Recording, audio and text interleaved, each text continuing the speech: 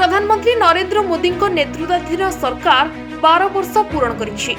2014 मे 26 रे गुजरात मुख्यमंत्री देशर प्रधानमंत्री भावे शपथ नेथिले नरेंद्र मोदी।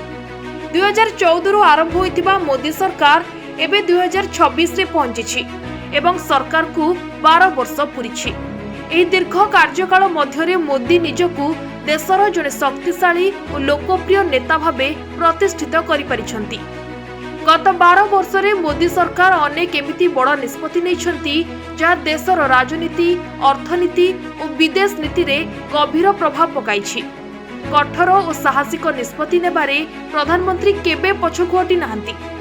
विरोधी आलोचना सत्वे मध्य अनेक पदक्षेप विश्व मंचरे चर्चार केन्द्रबिंदु होइछि।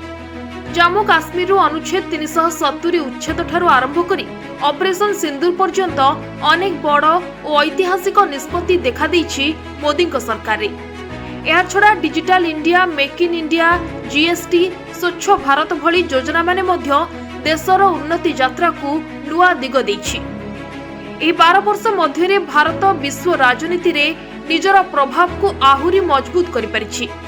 अनेक आह्वान और समालोचना सत्वे मोदी सरकार निजर नीति और निष्पत्ति माध्यम देशर राजनीति रे एक स्वतंत्र छाप छाड़ी।